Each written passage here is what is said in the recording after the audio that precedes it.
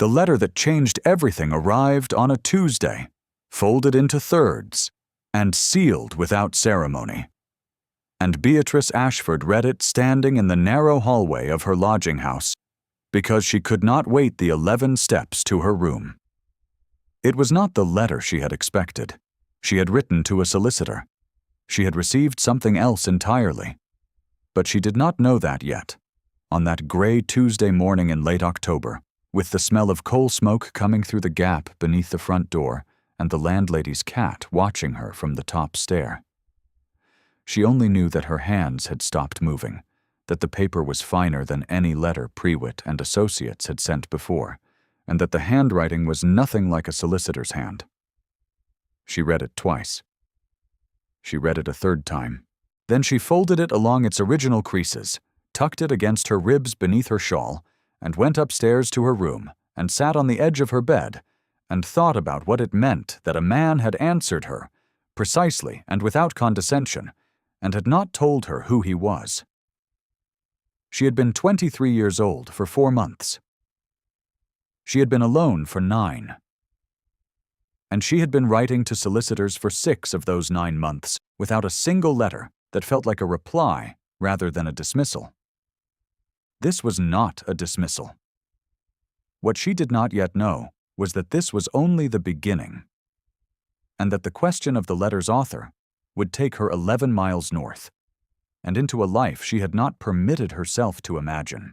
Beatrice's father had been a gentleman of modest means and immodest reading habits, a man who had loved Pope and cultivated mediocre roses, and signed a leasehold agreement with the Aldermere estate that included, in its 3rd clause on the 4th page, a provision that ought to have saved his daughter. The provision was precise. Upon the death of the leaseholder, a dependent child remaining unmarried and without independent income would receive £60 per annum from the estate for the duration of the lease's remaining term, payable on the quarter day.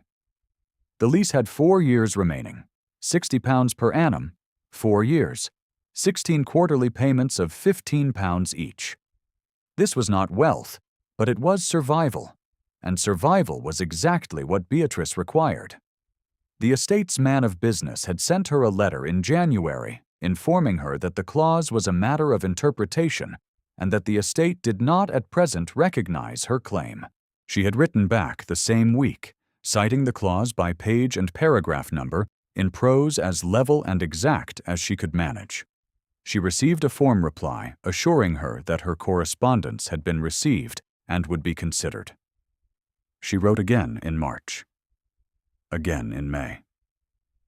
She spent 7 shillings on proper writing paper because she had learned early, from her father's books and from the particular quality of his disappointments, that the world judged a woman's words partly by the stock on which they were written.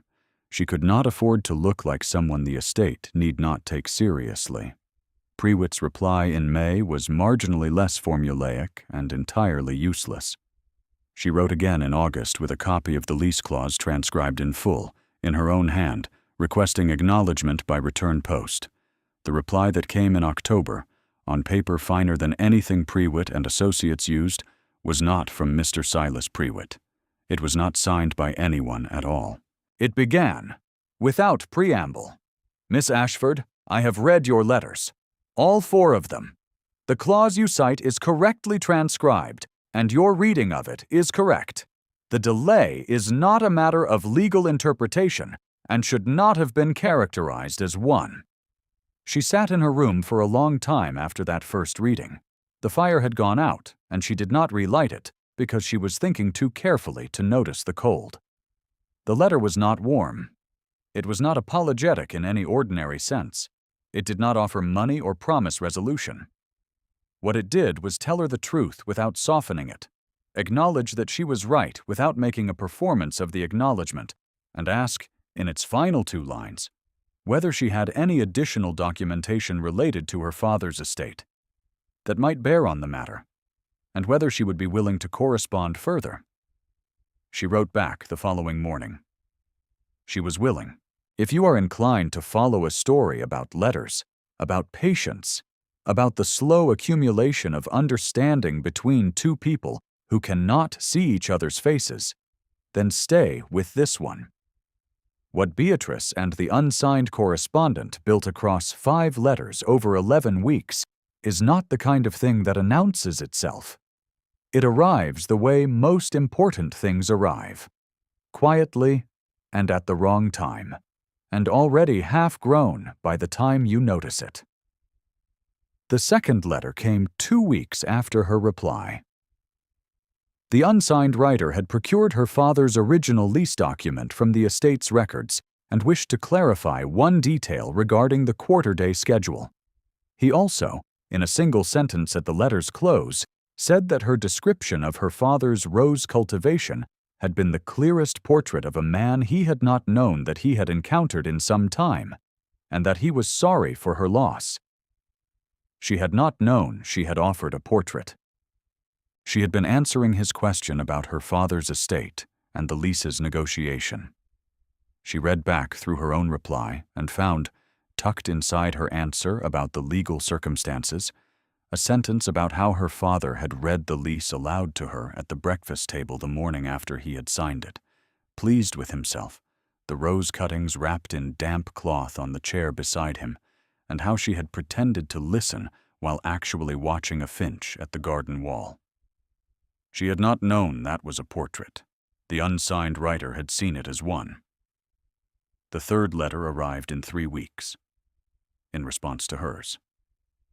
He had enclosed a formal schedule of the outstanding payments. Drawn up in a precise hand she was beginning to recognize as his own, with dates and amounts, the 4 years laid out in columns that made the thing concrete in a way Prewitt's evasions had always refused to do.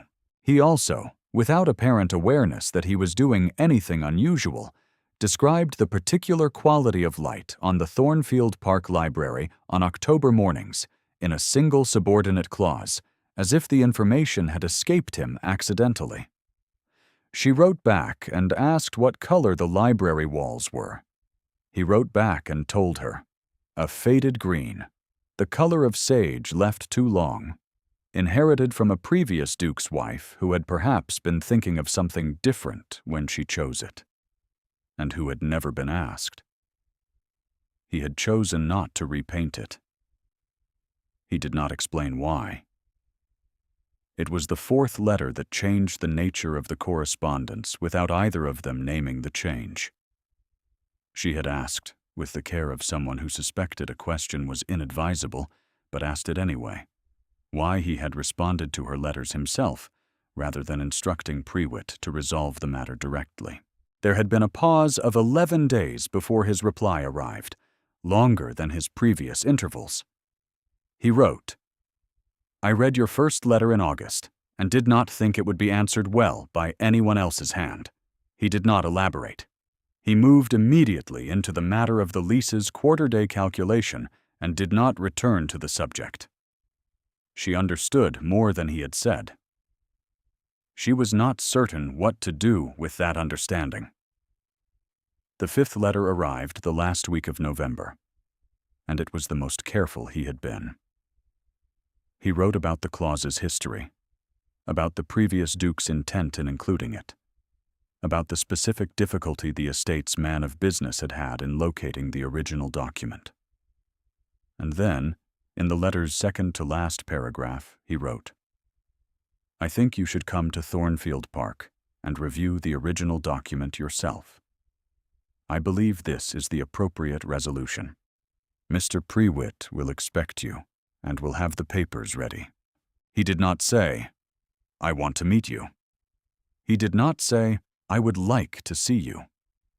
He said the visit was appropriate, as if he were issuing a procedural recommendation, and she chose, very deliberately, to read it as nothing more. She arrived at Thornfield Park on a Wednesday morning in the first week of December, 11 miles in a hired conveyance that cost her more than she wished to spend, in her second-best gown because her best had a tear at the hem she had not had time to repair. The estate's gates were taller than she had imagined. The house, when it came into view around a long bend in the drive, was of pale stone, 3 stories, with 12 windows across the front face, and it looked like a place where letters were kept for a long time. She was admitted by a footman and shown to a waiting room adjacent to the estate's business office. The waiting room was cold and had 2 chairs and a painting of a horse. She sat in the nearer chair and arranged her skirts and waited for Mr. Prewitt. The person who appeared in the doorway was not Mr. Prewitt. He was tall, with dark hair silvering at the temples, and a face that was still in the way that faces are when their owner has made a long practice of stillness. He wore no distinguishing mark of rank that she could immediately identify. No ostentatious pin or elaborate coat. Only good plain wool, and a manner that carried its own authority without requiring announcement. He looked at her with gray eyes that took the measure of the room before they took the measure of her, and when they reached her, they stayed. "Miss Ashford," he said. "Yes," she said. "I am waiting for Mr. Prewitt." "Prewitt has been delayed. I thought it better not to leave you in a cold room without explanation." He crossed to the hearth and attended briefly to the fire, which had been burning but not well, and after a moment's work it was burning properly. He did not look at her while he did this. "That is very kind," she said, because it was the correct thing to say, and also because it was true. He turned then and looked at her again, and she had the strange experience of feeling that she was being read, the way one reads a letter that carries more information than its writer intended. "I am Edmund Vane," he said. "The house is mine." She understood, in the space of 2 seconds, a great many things at once. She was in the Duke of Aldermere's waiting room. The Duke of Aldermere had attended personally to his fire. The Duke of Aldermere had gray eyes and a voice that was lower than Prewitt's, and that had, she realized now with a kind of retroactive shock, a quality she recognized, the quality of a man who chose his words as if they cost something. She rose from the chair, because it was what one did when a duke appeared without warning, and because sitting felt suddenly impossible. "Your Grace," she said, and her voice was perfectly level, and she was proud of that. He made a slight gesture that seemed to mean she need not stand. She did not sit back down. What happened next happened quickly, and changed the direction of the day. From the corridor outside the business room came the sound of a raised voice. Male, with the particular impatience of a man accustomed to being obeyed. And beneath it, quieter, the sound of a woman apologizing. Beatrice turned toward the sound before she had made a decision to do so. In the corridor stood a heavy man in the estate's working clothes, gesturing with a ledger at Mrs.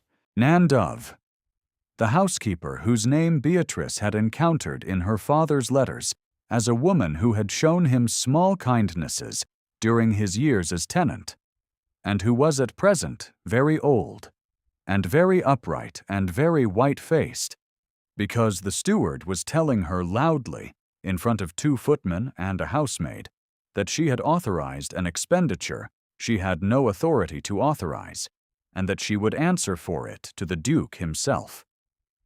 Beatrice moved into the doorway. "The expenditure," she said to the steward, in a voice she had inherited from her father, and which had always been better than she deserved in moments of emergency, was almost certainly covered under the housekeeper's standing discretion for household maintenance. If you intend to bring it to His Grace's attention, I would recommend first establishing whether the ledger's own record of standing discretion supports your claim. It would save everyone considerable embarrassment." The steward stared at her. The 2 footmen looked at the floor. Mrs. Dove's white face did not change expression, but her hands, which had been pressed together in front of her apron, separated slowly and settled at her sides. The steward opened his mouth. Beatrice waited. From behind her, Edmund said, quietly and without inflection, "Miss Ashford's analysis is correct, Harker. The standing discretion is noted on page 4 of the household account book. Bring me the ledger this afternoon." Harker left. The housemaid disappeared. The 2 footmen found other purposes. Mrs. Dove looked at Beatrice with the specific attention of someone recognizing something they had not expected to find. "Thank you, miss," she said, and her voice was steady in the way that a voice is steady when a great deal of weight has just been set down. "It was nothing," Beatrice said, and meant it, and turned back to find Edmund watching her from the doorway with his gray eyes and his unreadable face, and an expression she would have called, if pressed, the expression of a man confirming something he had already suspected. The morning proceeded. Prewitt arrived eventually, red-faced and apologetic, and produced the original lease document and a schedule of payments that matched precisely what Beatrice had calculated and what the unsigned correspondent had laid out in his 3rd letter. She reviewed it carefully at the table in the business room, with Edmund sitting across from her in what appeared to be his customary chair, and Prewitt standing near the window, and she noted 2 minor discrepancies in the interest calculation and corrected them without comment. Prewitt made the corrections. Edmund did not speak during this process. He watched the papers. Once, when she turned a page and the light from the window caught the document at an angle that made the type difficult, he shifted slightly in his chair, and the light improved. She was not certain whether this was deliberate. She suspected it was. She signed the agreement at 11 o'clock in the morning. £60 per annum, 4 years, payable on the quarter day, the first payment to be made within a fortnight. It was exactly what the clause had always promised. She felt a deep, specific tiredness at the ease of it, at the thought of 9 months of letters that ought to have resolved in January. She was folding her copy of the agreement when the door to the drawing room opened, and Lady Dorothea Vane, the Dowager Duchess of Aldermere, entered the business room as if she had always been expected there. She was a woman of 60 or thereabouts, with the precise posture of someone who had spent her life as an argument against relaxation, and she wore gray silk trimmed with seed pearls, and she carried a fan that she held at a measured height that communicated, without a word, that the room had been improved by her entrance. At her shoulder came Miss Cecily Hargrove, 21, in pale yellow, with the particular expression of a woman who has been told often enough that she is the correct answer that she has begun to believe she is the only question. The Dowager looked at Beatrice. It was the look a person gives a piece of furniture whose placement has not been discussed. "Edmund," the Dowager said, "I understood we were to review the Hargrove correspondence this morning." "You understood incorrectly," Edmund said. "I had business with Miss Ashford." The Dowager turned the word over, as if testing it for flaws. "Miss Ashford." She turned her gaze back to Beatrice with the expression of someone who has recognized the flaw and is not surprised to have found it. "The tenant's daughter." "The leaseholder's daughter," Beatrice said pleasantly. "The distinction is relevant to the document we have just signed." The Dowager's fan rose by a quarter inch. "Yes," she said. "I imagine you found it quite important to have the matter settled properly. One cannot expect an estate of this size to have been following so small a claim with any particular diligence." She smiled at Beatrice with the warmth of a woman who has never been cold in her life and does not see why anyone else should be. "I hope your journey was not too tiring for 11 miles. She said it to Edmund, not to Beatrice, and she said it in the tone of someone noting that the post had arrived from a very ordinary direction. Edmund said, "Miss Ashford will stay for luncheon." Beatrice had not been invited. She had not planned to stay. She looked at Edmund, who was looking at the document on the table and could not read his face, and decided, because she was cold and had had nothing to eat since 6 in the morning, to accept Luncheon was the kind of meal that had been arranged to communicate something. The table was laid for 4, which told her the invitation had been anticipated, which told her that Edmund had planned this, which told her something she was not entirely certain how to receive. The dowager sat at one end with the practiced ease of a woman who has been seated at the head of tables for 40 years, Cecily at her right hand, Edmund at the table's other end, and Beatrice in the 4th chair, across from Cecily, in her second-best gown, beside a bowl of early winter flowers that were considerably better dressed than she was. Cecily was not unkind. She was something more difficult, which was polished. She spoke well, moved gracefully, knew the names of everyone in the county who required knowing, and looked at Beatrice across the table with eyes that were measuring the distance between them and finding it comfortable. The dowager did not address Beatrice directly through the first 2 courses. She spoke about the county's winter assemblies, about the Hargrove family's estate in Wiltshire, about a mutual acquaintance's recent engagement, and she spoke in the way of someone who is describing a world whose borders she has personally surveyed and from which certain neighborhoods have been excluded. During the 3rd course, she turned to Beatrice with the particular precision of a woman who has chosen her moment. "Your father was the rose grower, was he not?" she said. "I recall Prewitt mentioned it. A pleasant enough occupation for a tenant." She touched her wine-glass with 2 fingers and did not lift it. "I understand his lease provided for a small annuity. It was very generous of the estate, considering the lease was not renewed." "It was in the clause," Beatrice said. "There was no generosity required. Only the clause." "Of course," the dowager said, and smiled and turned to Edmund. "Edmund, the Hargroves had hoped you might come to Wiltshire before Christmas.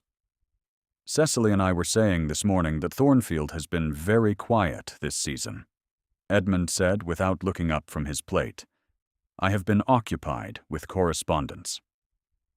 The dowager's fan, which was resting on the table beside her plate, shifted slightly. Cecily looked into her soup. After luncheon, the dowager and Cecily moved to the south drawing room, and Beatrice was shown there by a footman, and the next hour was the kind of hour that Beatrice had encountered before in the houses of her father's more prosperous neighbors, where a woman of no particular consequence is treated to the particular theater of being evaluated by women of considerable confidence. The drawing room was beautifully furnished, in cream and pale gold, with a portrait of the previous Duke above the mantelpiece, and a fire burning at full strength, and Mrs. Dove appeared briefly to arrange the tea things and set a plate of small cakes near Beatrice's chair. And when she did, she rested her hand for a moment on the back of Beatrice's chair. Briefly, without comment. Edmund was not present. Beatrice understood, without being told, that this had been arranged.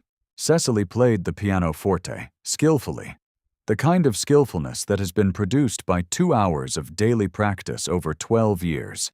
The dowager sat beside the fire and talked about the season, about the county, about the particular advantages of a great house properly managed, and she talked in the way of someone who is not talking about any of those things at all, but about the proposition that some women are suited to certain rooms and other women are not, and that the room one is sitting in makes the point sufficiently, without need for declaration. "It must be a great comfort," the dowager said, during a pause in Cecily's playing, "to have had the matter of the annuity settled. A young woman in your position benefits so much from having 1 or 2 reliable certainties. The rest of the future can be left to sort itself. A young woman in your position." It was the second time, and it was said not to Beatrice, but past her, to the room, as if the room were a court, and the dowager its appointed advocate. "I find," Beatrice said, "that most futures arrange themselves more cooperatively once the legal matters are correct." The dowager looked at her with something that might have been appreciation if it had not also been dismissal. "Quite," she said. "Very sensible." Cecily began to play again. What changed the afternoon was not any single thing, but the accumulation of several small ones. Edmund returned to the drawing room an hour after luncheon, and the quality of the room altered the moment he crossed the threshold. Not because he announced himself, but because the dowager's posture shifted by a fraction, and Cecily's tempo shifted by another fraction, and Beatrice found herself looking at the pattern on the carpet so as not to look at him. He sat in the chair nearest the window, which was the chair farthest from the fire, and the farthest from everyone else, and he picked up a book from the table beside it and opened it. And for 20 minutes the room proceeded in its arranged fashion. The dowager spoke. Cecily played. Beatrice held her cup and listened, and said the correct things at the correct intervals. At 3 o'clock, the dowager said, looking at Edmund rather than Beatrice, "I had thought, before Miss Ashford departs, that we might mention the situation to her in a manner that is kind. It would be unkind to allow her to continue in any misapprehension." Edmund set the book down. "What misapprehension?" "The letters," the dowager said, and the word was precise and deliberate, and landed in the room like a name being read from a formal list. Beatrice put her cup down on its saucer. "The letters," the dowager continued, still addressing Edmund rather than Beatrice, "that were sent to Miss Ashford over the course of several weeks, from this estate, in the course of the business review. It would be natural, one imagines, for a young woman in her position to have read more into such correspondence than was intended. A kindness to clarify that the letters were a matter of business. Nothing further." The word "position" had now been applied 3 times, and each time it had done the same work, which was to place Beatrice at a specific distance from the room's center and indicate that the distance was fixed and correct, and that she herself had always known it. A young woman in her position. Miss Ashford's position. The position of a tenant's daughter who had received letters from a great estate, and perhaps, quite understandably, had made more of them than a sensible person should. Beatrice's hands were in her lap. She looked at Edmund, because she could not look at him. And his face was still, and she understood, in the stillness of it, everything she had been too careful to understand before. That the letters had been written by a man who was deciding, across 5 letters and 11 weeks, whether to feel what he felt. That the visit had been arranged, because he had decided. That the drawing room had also been arranged, by someone else entirely, for a different purpose. She understood, in the same moment, that she could not know whether the dowager was right, because she had no way to know, and the fact that she wanted the dowager to be wrong was not evidence that she was. She rose from her chair, because sitting was again impossible. "I thank you for your hospitality," she said, to the room, to the correct section of air above the fire. "I should be returning. The light goes early in December." "Of course," the dowager said, with the warmth of a woman for whom the door has always swung correctly. "Prewitt will arrange the first payment. I do hope the journey is not too cold." Beatrice crossed the drawing room toward the door. She was 3 steps from it when Edmund said, "Beatrice." It was the first time he had used her Christian name. He said it the way someone says a word they have been thinking for a long time without permission, a word that has been doing work in silence. She stopped. The room was entirely quiet. The fire made a small sound. Outside the tall windows, the light was already thinning toward the pale gray of a December afternoon. Edmund rose from his chair. He crossed the drawing room in the way that a man crosses a room when he has decided, which is without hurry and without hesitation, in 3 deliberate strides, and came to where she stood, and the distance between them was smaller than it had ever been in all the letters and all the weeks. The letters, he said, to her and not to anyone else in the room, were not written in a business capacity. I wrote them myself. Everyone. I wrote them because I read your first letter in August, and could not in good conscience assign your answer to anyone whose hand was not equal to the care yours had taken. That was the reason in August. He paused. It is not the reason now. The dowager said his name. Edmund did not turn. The clause, he said, was always valid. The delay was a failure. I should have corrected in January.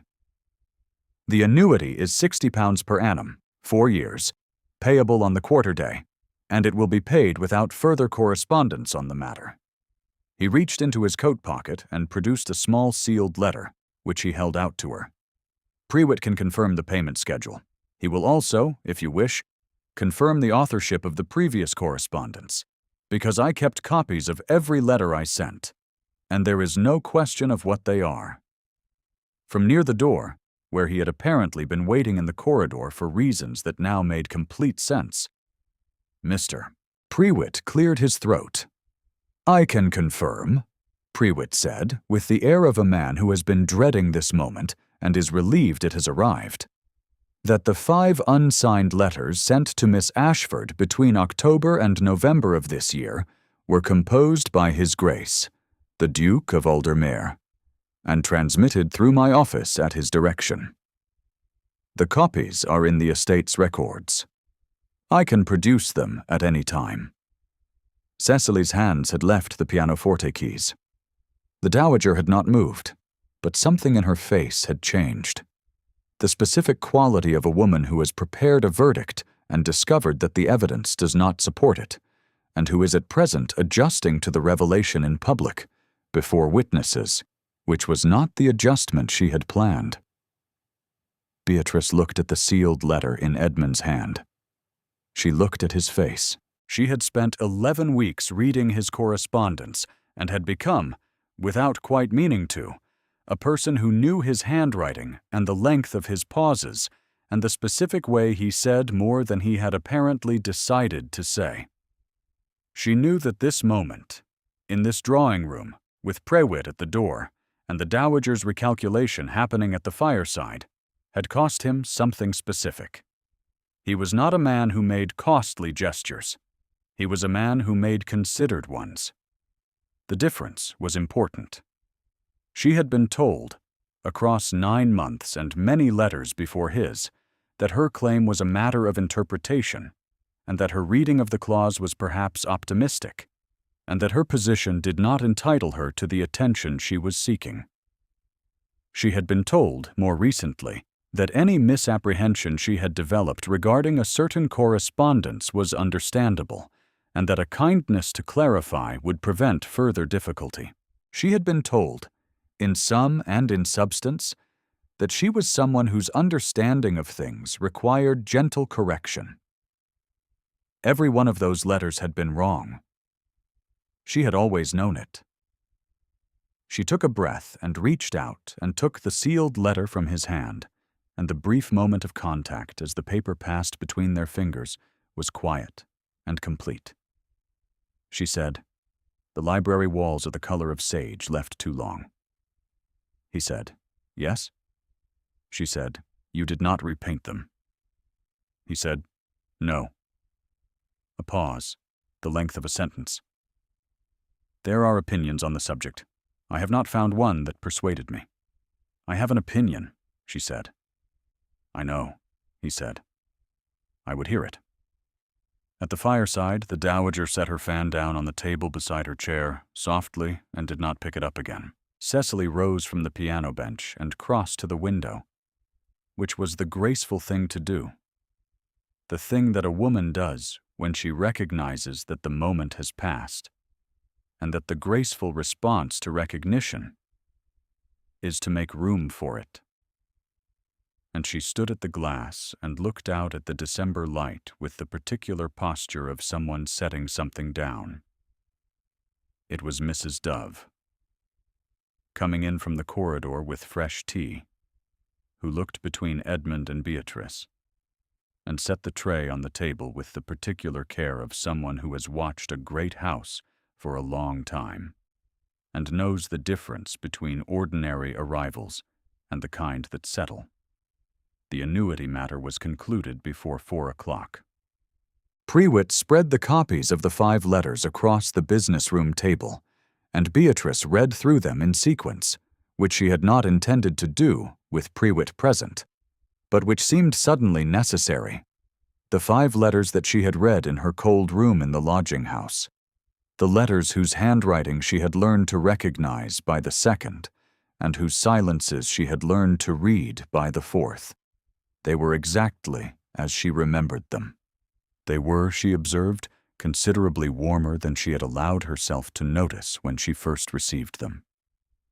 Prewitt witnessed the payment schedule with his seal, and left a copy with Beatrice and a copy with the estate's records, and made his departure with the efficiency of a man who has been waiting all day to go home and is grateful the occasion finally permits it. The December afternoon moved past 4 o'clock and toward 5, and the light outside the tall windows turned from gray to the particular pale dark of an early winter dusk, and someone lit the candles in the library.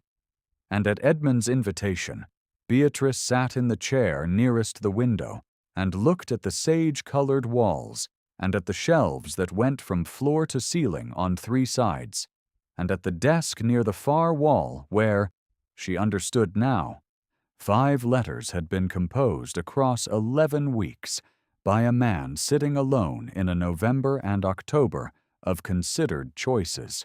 He told her, in the library, about his late wife, the brief and particular story of it. A woman of good character and a constitution that had always been uncertain, who had declined over 2 years and died in this house at 28, quietly, without complaint, and how the quiet had been the thing that had stayed with him, the sense that she had not wished to trouble him with the extent of it, and that he had not known how to ask. He said it without seeking absolution and without the quality of a man who had rehearsed it, only with the specific weight of something that had sat in one place for long enough to leave a mark. He had inherited the estate 6 months after her death. He had been managing both losses in the same rooms. The letters, he said, were the first correspondence I had written in 3 years that I did not read back and find cold. They were not cold, she said. No, he said. They were not. The fire in the library grate had been burning since late afternoon, and by early evening it was a settled and even warmth, the kind that a well-laid fire produces when it has had several hours to establish itself, and outside the library's 2 tall windows, the December night had arrived fully, and with it a slow and steady snowfall, the first of the season, coming down in the windless way that early winter snow falls when it has no particular urgency. Mrs. Dove appeared at the library door to ask whether Miss Ashford would be staying for dinner, and when she asked it, she looked at Edmund rather than Beatrice, and Edmund said yes, and the question was settled. Dinner was quiet and without arrangement. The dowager had pleaded a headache before the library fire had settled into its even warmth, and Cecily had retired with her. The dining room's table was large enough for 12, and felt, with 2, like a room that had been waiting for exactly this proportion. They ate, and they talked. And the talking was the kind of talking that is easy between 2 people who have already told each other the important things in writing and are now engaged in the smaller pleasure of saying them aloud. He told her that the rose garden had been left largely untended since the previous tenant before her father, and that he had planned to have it redesigned entirely and had not gotten to it. She told him that her father's preferred method for the early pruning had been to do it in October, against all received advice, and that the roses had always come in well regardless. He said that he would note it. She said that she was offering the information only because it seemed relevant to the garden's prospects. He said that she need not preface the offer. After dinner, they returned to the library. She looked at the desk, at the orderly surface of it, at the brass inkwell and the small tray for correspondence, and the single candle that had been burning through dinner and was now lower than it had been. And she thought about October and a Tuesday morning, and a letter that had not read like a solicitor's hand. She said, "Your letters were unsigned." "Yes." "You had a reason." He was quiet for a moment. Outside the windows, the snow continued its unhurried descent. "I wanted you to read what I wrote," he said, "not the title that would have been attached to it. I was not certain in October that I had earned the right to have the title attend the words. I was not certain the words were worth reading on their own." Another pause. "I thought I should find out." She understood this.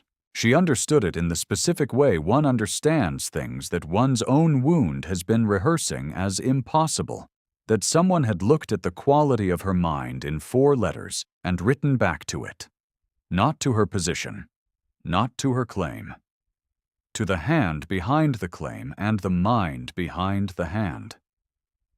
She had been told, in various registers, for 9 months, that her claim was a problem to be managed. She had been told, more gently but no less firmly, this very afternoon, that her understanding of the correspondence required correction. She had been waiting, with the particular patience of someone who has nothing to spare but can afford patience, for the world to catch up to what she knew. The world had sent her a letter.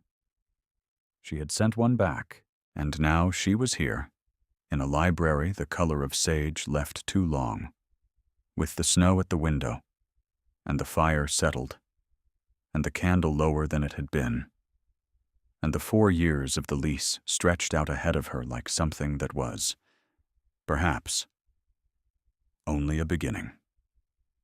Edmund crossed the room and took the last unsigned letter from the desk, the 5th and most careful one, the one that had invited her to Thornfield Park, and uncapped the brass inkwell, and signed it. His name, in full, clear of any title, the way a man signs correspondence when he is writing as himself. He set it on the desk and stepped back and looked at her. She crossed to the desk and read his name. Edmund Vane, in the hand she had been learning since October, the hand that chose its words as if they cost something, because they did. She looked up at him. The candle between them was still burning. "I have no particular objection," she said very carefully, "to the walls." He did not smile, because he was not a man who arrived at smiles easily. What crossed his face was something quieter and more permanent. The expression of a man who has been cold for a long time and has found, unexpectedly, a fire that he trusts. That winter settled over Thornfield Park with the particular gentleness of a winter that has been invited rather than merely endured. The £60 per annum was paid on the quarter day without further letters, without further solicitors, without further occasions requiring clarification. The rose garden saw its October pruning the following autumn, attended by a gardener given new instructions regarding timing, and the blooms came in well. Mrs. Dove presided over the household with the calm authority of a woman who has always known where things belong, and is relieved to find the house in agreement.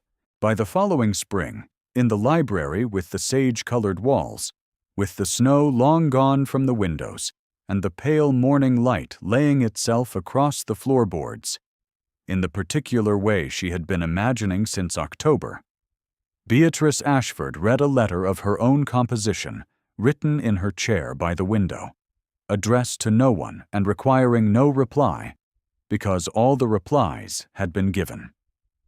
She had not repainted the walls. She did not intend to. On the desk beside the brass inkwell, the 5th letter remained where Edmund had set it after he signed it, the corners softened now with handling, the ink of his name worn faint at the downstroke by a thumb pressing across it at the end of a long evening.